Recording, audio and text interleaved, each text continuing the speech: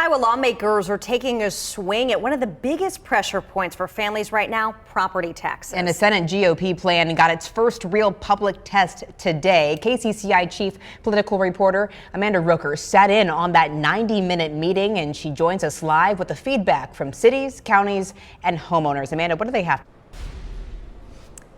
Well, there's a lot of mixed reaction on all of this, and it's in response to state lawmakers promising to lower property taxes by the end of this year. Now, some cities and counties today acknowledge the fact that this Senate bill will likely bring relief to homeowners, but they also said if it passes, they will eventually have to cut services. Now, Senate Republicans responded to that, acknowledging that trade-off, but also say they have to do something about skyrocketing tax bills. Now, Senate Republicans pitched their plan today. They say it's a full overhaul of Iowa's property tax system, and the idea is this: if home values rise quickly, tax rates would have to adjust down automatically so your bill doesn't just jump because your assessment went up.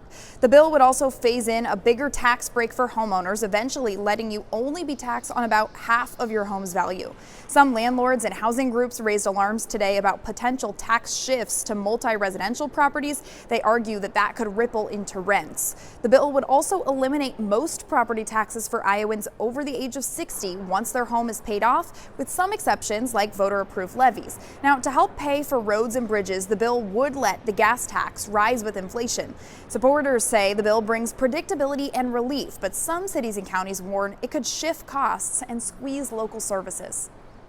In order to have good people and give them the equipment that they need and to provide the training and the resources, it costs money. In the long term, it's going to equate a reduction in services, and I just hope that that's embraced by the leadership that's making the decision.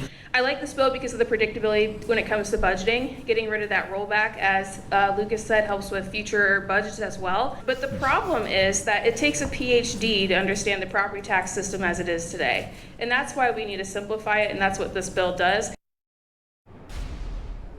Now, the bill cleared just its very first hurdle in the legislative process. It still has to go through committee and then a full vote in the House and Senate. And it's actually just one of 3 different proposals that are floating around. Lawmakers right now are making negotiations on which plan, or whether there'll be a combination of all 3 that they'll go with by the end of session. Live from the State House, Amanda Rooker, KCCI 8 News, Iowa's news leader.